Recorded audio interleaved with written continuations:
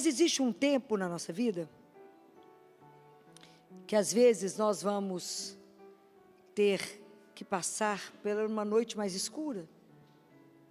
Às vezes a nossa vida vai ser pedido, como foi pedido a Abraão.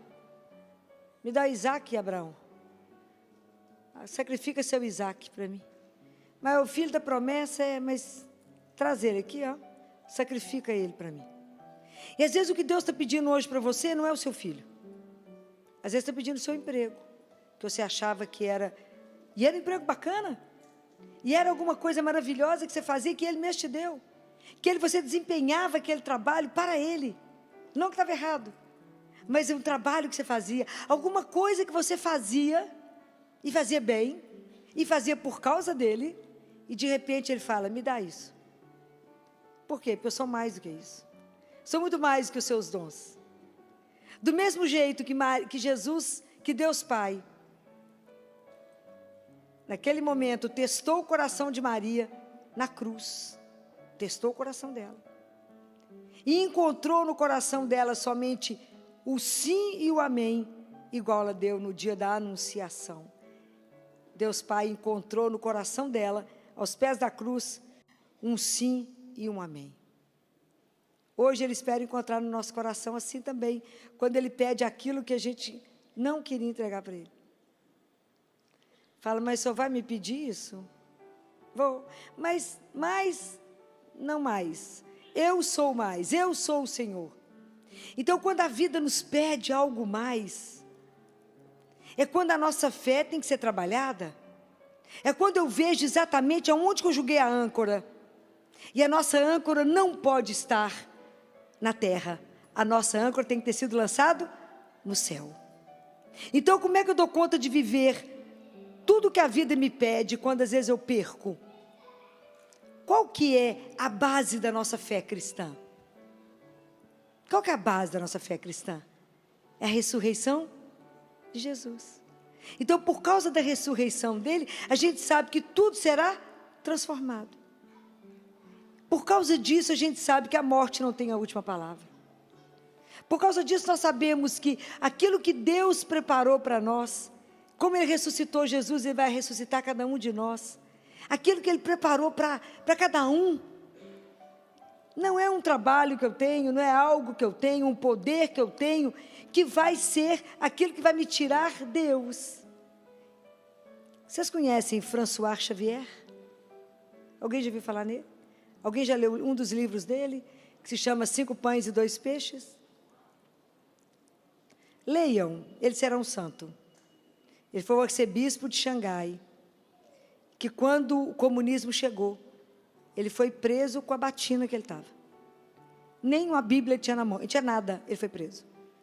Os padres, as freiras foram levados para os campos de arroz, colocaram fogo em tudo, em todas as livrarias, queimaram todos os livros católicos, queimaram todas as Bíblias, queimaram tudo.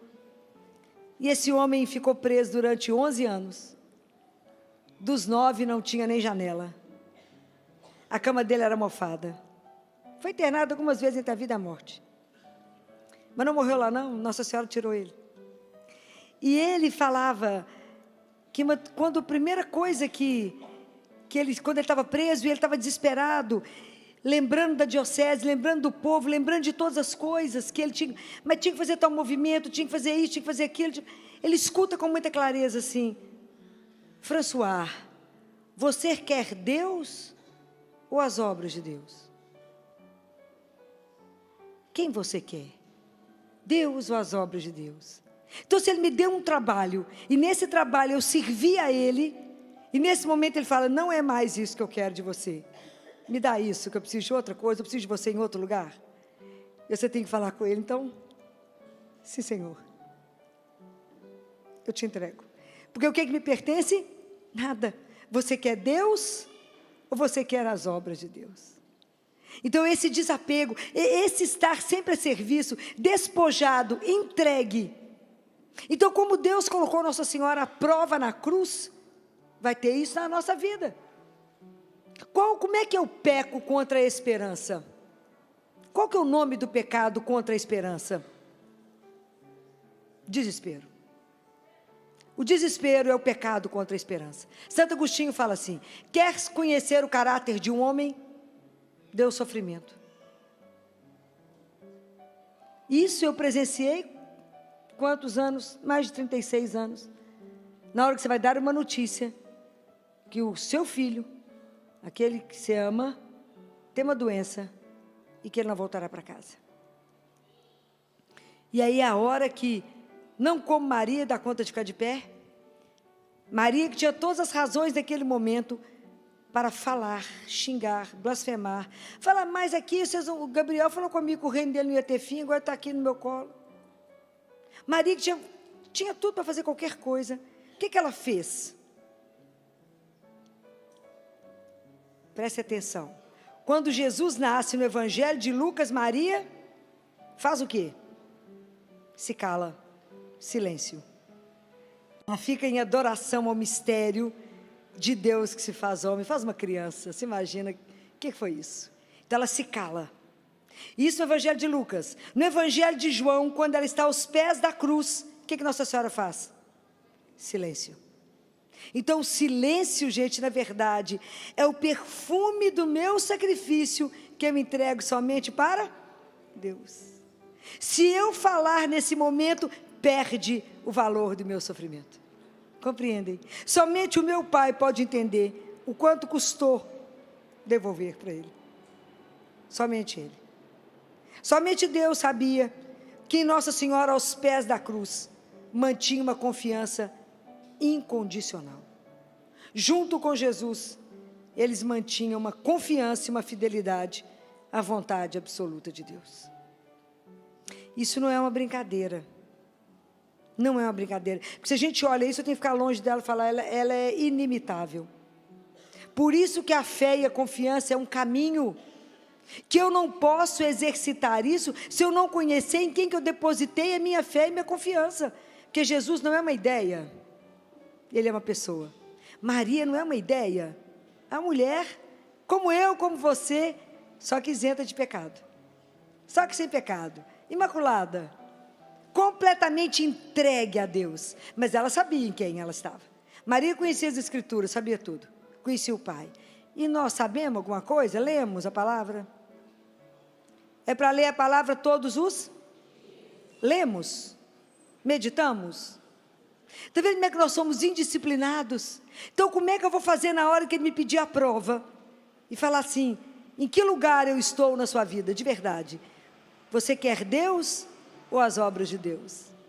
O que você quer de verdade? A quem de verdade você serve? A quem de verdade vale o momento do seu sacrifício, da sua caminhada? Quem você quer mostrar o que para quem? Então, na verdade, toda a nossa caminhada espiritual é para quem? Para chegar aonde? No céu. No céu. Eu quero ir para lá, ô luto, o caminho é estreito. Então, Nossa Senhora sabe o tanto que esse caminho é estreito. O tanto que é difícil a gente renunciar a tantas coisas. A fazer as coisas de forma que ninguém saiba, que ninguém veja. Quem foi que fez isso? Só ela. Nós, tudo que a gente fazemos, nós queremos pôr etiqueta, né? Feito por mim, né? Se Deus fosse pôr etiqueta nas coisas, eu não estava de pendurado, porque com alguma coisa assim, feito por mim. Ele faz tudo no anonimato, nós fazemos as coisas para as pessoas nos aplaudirem. Está errado. Falo que a única tranquilidade da nossa vida é o fato dele poder ver aquilo que a gente faz. Então, Maria é uma escola. Maria é uma escola. Que eu tenho que olhar para ela e falar, o que a senhora faria aqui nesse momento? Me ajuda. Me ajuda nesse momento a estar de pé. Me ajuda a ter essa confiança incondicional que a senhora teve. Mas para poder ter uma confiança incondicional, a senhora me ajuda a conviver com o seu filho todo dia? A senhora me ajuda a estar cada dia mais pertinho dele? A senhora me ajuda a ter a graça de ler a palavra e me alimentar, porque essa palavra me sustenta e me põe de pé? Porque se a senhora não me ajudar, eu não vou dar conta. É a palavra que põe a gente de pé, porque a palavra gera vida em nós. A palavra gera vida. Senão, a gente não daria conta, porque a palavra é Jesus. E uma vez eu vi a palavra fazer alguém praticamente ressuscitar, né? Ficar de pé, no sentido de dar conta da missão naquele momento. Era uma mãe jovem, linda, linda. E ela estava com o filho dela no CTI de 10 anos. E eu cheguei no plantão, cheguei no hospital, e o plantonista falou comigo, Filó, depois você vai, chama aquela mãe para conversar, porque o filho dela chegou no domingo, na Santa Casa, e ele tinha uma doença, uma anemia hemolítica autoimune, e ele chegou lá com hemoglobina de 2, e ele foi transferido para fazer plasmaférese, e ele teve uma parada durante o procedimento, e a mãe estava presente, porque a gente não tira, pode assistir. E a criança está gravíssima, a gente acha que ele não passa, que ele não vai dar conta. E aí nós terminamos a corrida de leito, eu fui lá, e ela estava sentada com um moletom e com um capuz que tampava o rosto dela. E eu abri a porta e falei, bom dia, eu vim te convidar para tomar um café comigo. Vamos sair desse quarto um minutinho? E seu filho está assistindo, a enfermagem está aqui, eu preciso tirar você daqui um minuto. Aí levei ela para um lugar discreto, fui servir um café para ela, passou a noite ali, falei, toma água, toma um café, vamos falar da vida, me conta a sua história, marido preso por tráfico de droga, ela com 2 crianças, ela estava tendo um novo companheiro, e eu perguntei para ela, me fala desse menino, de 10 anos, quem é ele? E ela foi me contar do menino, e ela falou, doutora, eu tenho ele e uma menina, e eu queria que vocês aprendessem uma coisa, a gente nunca acrescenta dor à dor de alguém. E ela falou, doutora, ele no sábado ele já passava mal, mas ele falou assim, ô mãe, depois só me leva no hospital, deixa eu ver minha irmã dançar balé primeiro.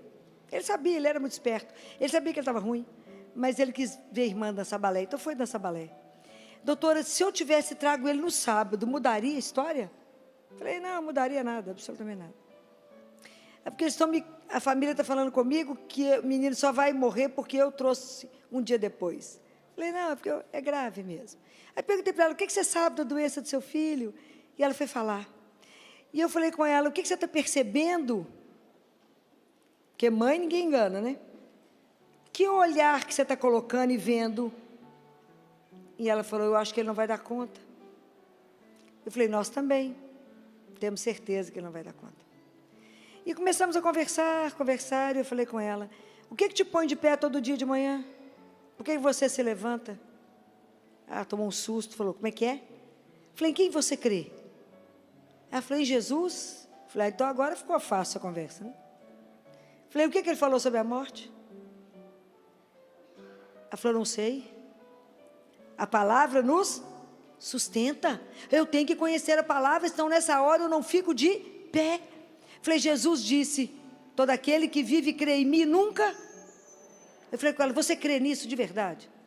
Você crê de verdade que esse filho volta para casa e que você vai vê-lo um dia? Crê ou não crê? Então, quando ela começou a ouvir a palavra, ela estava destruída numa cadeira.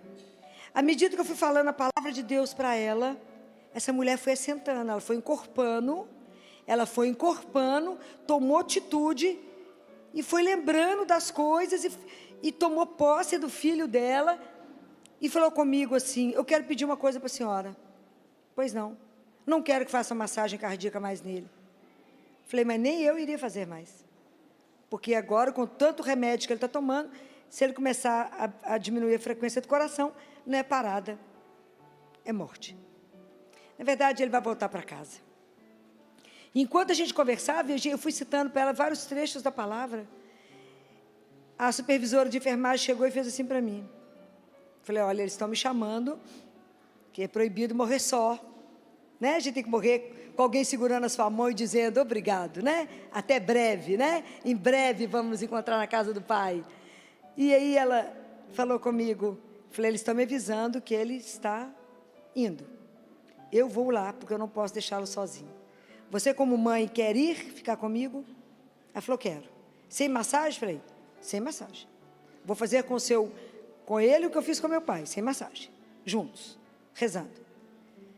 Aí nós fomos, a enfermagem entrou, a fisioterapia entrou, quem quis participar da despedida, porque ela tem que ser com dignidade, porque nós cremos. Ali de pé, naquele momento de pé, diante da morte, de pé, porque sabemos que ela não tem a última, ela tem a penúltima palavra. Jesus matou a morte por nós, Ele esmigalhou a morte por nós, e falou, vocês não têm a última palavra, a última palavra sou eu. Né? Então, quando entrei com ela, ela falou, o que eu faço agora? Falei, converse com ele, porque ele escuta. Conversa, despeça dele. E ela fez uma conversa linda com ele, e disse para ele que eu te prometi que estaria sempre com você, estou aqui. E ela falou comigo, doutora Filó, só podia rezar? Vamos rezar. Vamos fazer entrega. O que nos pertence? Só os pecados, né? O resto não é nosso. Falei, então, vamos entregá-lo para onde ele tem que voltar? Para a casa do Pai. E aí fizemos uma entrega. Depois que fizemos a entrega, eu falei com ela, agora fale com ele. Vá. Pode ir. Eu vou dar conta. Pode ir. Porque quando a gente ama demais, eu não quero ver aquele que eu amo numa cama, aquilo não é vida. Falo, pode ir, porque eu sei para onde você vai. Volta para a casa do seu pai. E ela repetiu com autoridade, falou com ele, pode ir, meu filho, que nós vamos nos encontrar. Quando ela falou, pode ir, o monitor zerou. E aí foi tão impressionante, porque nessa hora foi quando ela tirou o capuz, soltou o cabelo, e falou, doutora Filó, o que eu faço agora? Falei, eu posso te ajudar? Ela falou, não, eu só quero um abraço. Me agradeceu e falou, eu posso te ajudar? Quer que eu ligue para sua família? Ela falou, não, eu é que vou dar notícia. Ela saiu completamente transformada, e foi por causa da palavra que eu lembrei a ela. Falei, nós não estamos aqui nesse mundo solto, nós temos uma pertença, e isso é o descanso da nossa alma. Isso é a coisa mais importante da nossa vida, é saber que as coisas não encerram ali, tem muito mais por acontecer, tem muito mais por vir, porque assim é Deus na nossa vida, Ele tem sempre o melhor para nós. Nós temos que caminhar nessa certeza. E aí ela foi, ela deu notícia, voltou e falou comigo, posso pedir mais uma coisa para a senhora? Pode. Eu posso arrumar o corpo do meu filho? Falei, claro, minha filha, ele é seu. Falei com a enfermagem, deixa ela entrar, deixa ela fazer o que ela precisa fazer, porque é mãe, gerou, cuidou, e com a mesma dignidade, com amor, volta. A gente de pé e fala, obrigado, porque o Senhor me permitiu ser mãe, me permitiu gerar, mesmo que eu não esteja aqui, serei sempre mãe. Quem tira esse título seu? Ninguém tira esse título, é seu, mas obrigado, Senhor. Falei com ela, gratidão e confiança na palavra de Deus, naquilo que Ele disse, todo aquele que vive e crê, não morrerá. Mas para a gente dar conta de estar de pé, você tem que estar alimentado. Se você não estiver alimentado, o vento sopra, você cai. Como é que você se alimenta todo dia? Quantas vezes por dia vocês comem? Fala, umas 5, né? Tem gente que come só um horário, o dia inteiro, né? Começa e vai até o fim. Estou falando mentira? Tá, não. Tem gente que come o dia inteirinho. Sai de uma coisa, entra na outra, sai de uma coisa, entra na outra. E o Espírito alimenta quantas vezes? Quantas vezes alimentamos o Espírito? Deus Pai fala para Catarina de Siena assim, Catarina, vocês são corpo e alma. A alma não se alimenta de comida, porque ela não é isso que sustenta. Não é isso. A alma se alimenta de duas coisas, o quê? Do que a sua alma se alimenta? De quê? Da palavra e da Eucaristia. Então, quantas vezes vocês estão alimentando a alma de vocês? Por isso que comungar uma vez por semana dá? Você chega no domingo já na misericórdia, né? Não tem nem fôlego mais. Então, para você exercer a sua função, eu falo que a missão mais difícil que Deus nos concede é ser filho de Deus. A profissão que vocês escolheram é a forma da gente santificar. Mas a grande dificuldade da nossa vida, a grande missão da nossa vida, no mundo ateu que nós estamos, é revelar que somos filhos de Deus. Então, todas as nossas atitudes têm que revelar o nosso Pai. E o nosso Pai é? Deus é? Então, as nossas atitudes têm que ser de Amor puro. Então vocês imaginam como é que nós estamos. Porque as pessoas têm que olhar para você e falar, não, mas você está lembrando o pai. O pai vai fazer assim também. Será que as pessoas estão olhando para nós falando isso? Pois é. Mas se eu não alimento o espírito, como é que eu vou dar conta de dar alguma coisa?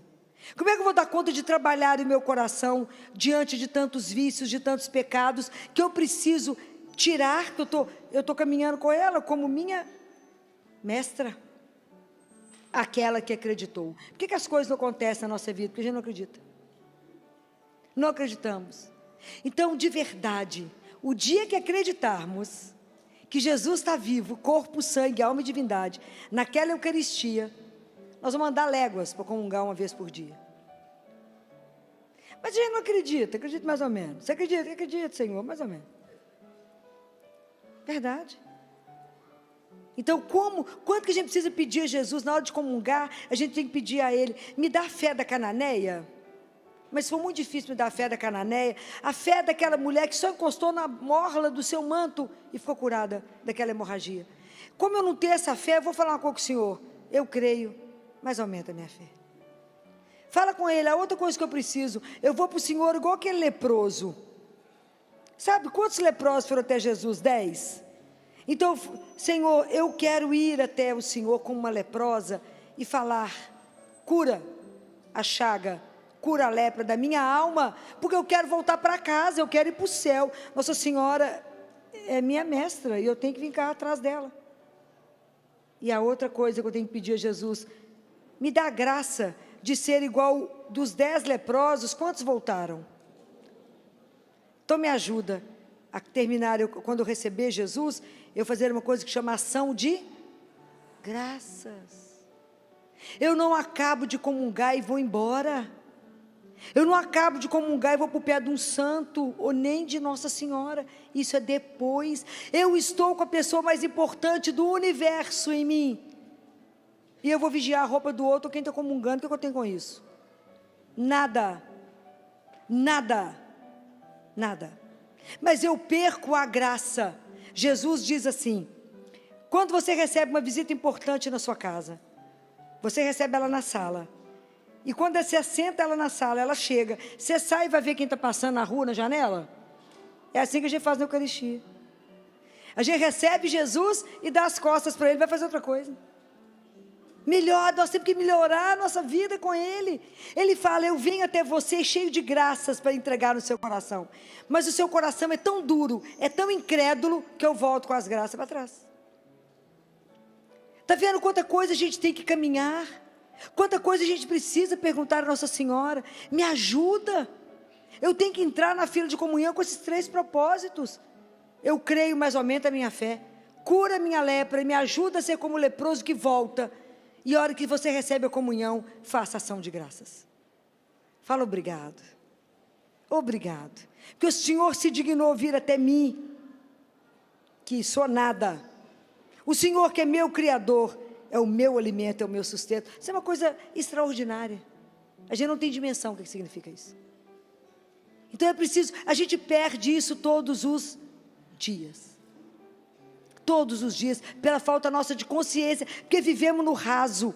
Então quando a gente passa por um problema, quando você tem um diagnóstico, você tem uma doença grave, aí você começa a acordar. Aí você começa a rezar. Aí você fala, ele vai me pedir agora. Agora está na hora de eu voltar para casa. E agora? Como é que eu estou? E agora, aquilo tudo que eu acumulei, vai ficar para quem? Prestem atenção. Por isso que a nossa vida espiritual tem que ser um investimento. Então eu tenho que saber que cada dia que eu vivo, falta menos um para voltar para casa. E eu tenho que voltar com alegria que eu estou voltando para a casa do meu Pai. Sabe por que a gente não tem essa alegria? Porque a gente não acredita que Deus nos espera. Deus te espera. Já pensou nisso? Deus me espera. Imagina a alegria dele quando eu chegar, que eu abrir a porta e falar, Pai, vai falar, oi, que saudade. Mas a gente nem pensa nessa hipótese. Mas é preciso pensar para investir nisso. Eu tenho que olhar para ela e falar, como é que a senhora deu conta? Porque a caminhada não foi fácil. Pode imaginar quanta agonia ela passou? Pode imaginar. Eu fico imaginando quando Nossa Senhora teve que fugir com José e Jesus pequeno para o Egito. Imagina José acordar de madrugada e falar, pega ela, pega a mulher e o menino, pega a mãe e o menino, porque eles estão atrás. Eles tiveram que fazer um caminho paralelo, porque o caminho normal estava todos os soldados de Herodes. Coitado de José, que aperto. E eles tiveram que ir confiando que Deus estaria guardando e fazendo tudo, providenciando tudo. Porque o que estava escrito para ela? Tinha cartão de crédito, de débito, não tinha nada. Nada. Pode imaginar quando ela viu o filho dela sendo rejeitado na sinagoga. Pode imaginar cada coisa que aconteceu. Não é brincadeira. Quando ela chega e Jesus está reunido com aquela multidão e falam para Jesus assim, a sua mãe e os seus irmãos estão aí fora. O que Jesus responde? Quem é minha mãe? Mas não falou isso para diminuí-la. Falou isso para que a gente possa compreender que quem é minha mãe e meus irmãos? São aqueles que ouvem a palavra de Deus e põem em... Nós estamos igualzinho. A gente nem escuta, porque a gente não consegue pôr em prática. Então, o que o Evangelho me diz hoje? Se a palavra de Deus não entrar no meu ouvido e não transformar o meu coração, ele serviu para quê? Para nada. E sim, é assim que funciona a nossa conversão. Por isso que nós temos que olhar para ela e falar, me ajuda. Qual vizinha sua sabia que a senhora era a mãe do Altíssimo? Tamanha humildade, tamanha discrição. Tamanha humildade. Ninguém viu que ela era a mãe do Altíssimo. Ela estava ali fazendo as tarefas de casa. Não tinha um exército de anjos lavando, passando, cozinhando para ela, não. Era ela. Então imagina cada coisa que ela passou, que ela viveu. Pode imaginar como é que foi o caminho quando ela ficou sabendo que Jesus foi preso? Pode imaginar o que foi para ela ver o sangue dele no chão, ver ele todo machucado e saber que ele foi flagelado. Quando a multidão gritou, crucifica. E há um livro da Catarina Emmerich, que escreveu, de onde saiu o filme de Mel Gibson. Ela é uma mística, não é? Alguém, não sei se vocês já leram alguns livros dela. Mas esse livro da paixão de Jesus, ela conta que Nossa Senhora, na hora que vê Jesus carregando a cruz, e que Jesus sai e que ela fala com o João, João, vamos pegar um outro caminho, porque eu preciso vê-lo, João. E que ela estava branca, lívida, tremendo e com os lábios roxos. E que ela está paradinha esperando ele passar. E que os homens passam, os soldados passam e falam, quem é essa mulher sofrendo desse jeito? E alguém fala, é a mãe dele. E um soldado fala, se tivesse criado direito, ele não estava aqui. Ela recebeu todos os insultos, de pé. Aí outro passou, mostrou os pregos para ela, falou, olha o que faremos com ele. E ela, de pé. Então, ela é uma mestra. Como que ela deu conta de viver tudo isso? Como que ela deu conta de saber que ele, que era o Filho do Altíssimo, o Filho do Altíssimo, ela entregou ele para nós, para que a gente pudesse ter direito ao céu. Isso foi uma brincadeira. E isso é uma construção. Então nós precisamos de pedir a Nossa Senhora que nos ajude nessa construção. Fala, me ajude quando a noite difícil chegar, quando as notícias chegarem, que elas me encontrem lendo a palavra, sendo sustentada na palavra, sabendo que a palavra não mente, que Deus não nos decepciona. Imagina ela sozinha aos pés da cruz, ali com João, quando ela recebe uma nova missão, que ela passou a ser mãe de todos nós, mãe de uma humanidade inteira. Nossa Senhora só vai ter descanso o dia que ela colocar o último de nós no céu, fechar a porta e falar com o Pai, entregue. Eles estão entregues. Fora isso, ela não vai descansar. Porque tudo que ela pode fazer de esforço para nos salvar, ela faz. O empenho de Nossa Senhora para nos levar para casa é imenso. E as únicas coisas que ela pede há mais de 100 anos, nós não fazemos. Então é preciso pensar de verdade, onde eu quero ir? Então, como é que eu quero caminhar? Como é que eu quero de verdade dar testemunho cristão? Não é quando a vida está boa, é quando a vida está do avesso. Quando eu sou capaz de manter a serenidade dela, como mãe que me ensinou a não desorientar, a me calar na dor, a me calar diante do sofrimento, mas não é um calar de raiva, é um calar no abandono, numa confiança incondicional a Deus. Quando é que nós vamos dar conta disso? Somente quando eu aprender a ter Eucaristia diária, quando eu aprender a ler a palavra, quando eu aprender que eu tenho que viver os sacramentos de Deus, porque não tem mágica na nossa vida espiritual, tem investimento. Ela é inatingível porque ela é única, mas ela é mãe e nos acolhe. Ela não rejeita um pecador, ela dá jeito em nós. Ela alinha os nossos cabelos e nos põe na elegância para poder chegar até Deus. Ela nos organiza, ela tira o tumulto de nós e fala: acalma seu coração. A casa onde entra Maria, o pecado sai. A casa onde entra Nossa Senhora, tudo que vocês precisarem chegará. Tudo, porque ela é providente. Não só espiritual, mas como material. Ela está atenta a tudo. A tudo. Atenta a tudo. Dizem que Jesus guarda num potinho todas as nossas lágrimas. Ele coloca no potinho a lágrima de cada um de nós. E que Nossa Senhora põe na penteadeira dela. Fico imaginando o tamanho dessa penteadeira. Deve ser surreal. Como é que guarda potinho de lágrimas de tantos de nós? Mas guarda, porque ela é mãe. Então, quando as dificuldades chegar, quando eu tiver que entregar um filho, uma mãe, um pai, um irmão, alguém que eu amo profundamente, que a gente aprenda, como Nossa Senhora, a não desesperar, porque eu não quero pecar quanto à esperança, eu quero esperar, eu quero confiar como ela confiou, eu quero não desorientar, eu quero manter, sabendo que eu estou plantado em cima de uma rocha. Por isso que a vida da gente é uma escolha. E a rocha é Jesus, é a palavra. E ela não decepciona. Se Ele falou que vai fazer, Ele vai fazer.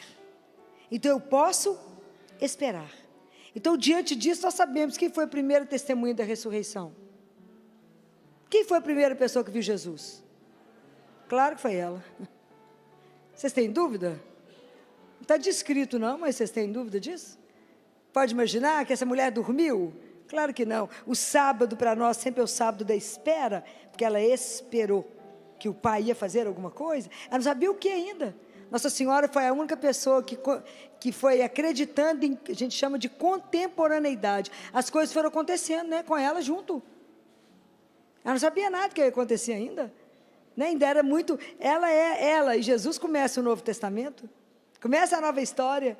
Nós já sabemos, nós já estamos do lado de cá e nós já desesperamos. Não podemos. Temos que manter, aprender com ela. Me ensina o silêncio. Me ensina, Senhora, a estar ali diante do seu filho.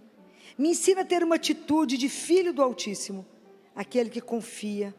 Aquele que diz: a última palavra ainda não foi dita.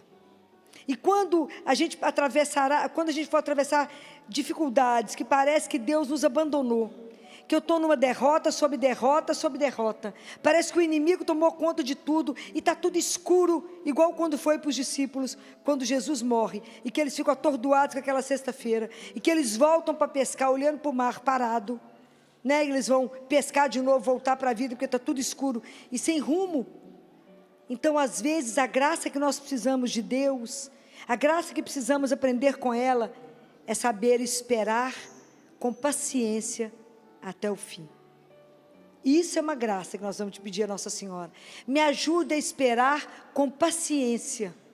Se não acabou ainda, é porque Deus está realizando uma obra em mim. Sou eu que talvez precise rezar mais. Sou eu que preciso me converter mais. Sou eu que preciso fazer alguma coisa que eu ainda não fiz. Por isso que Deus ainda não deu o final. Então me ajuda, como a senhora ficou de pé, esperando com paciência até o fim. Isso é uma graça. Por que nós vamos fazer essa opção? Porque nós temos que lembrar de uma coisa de Samuel.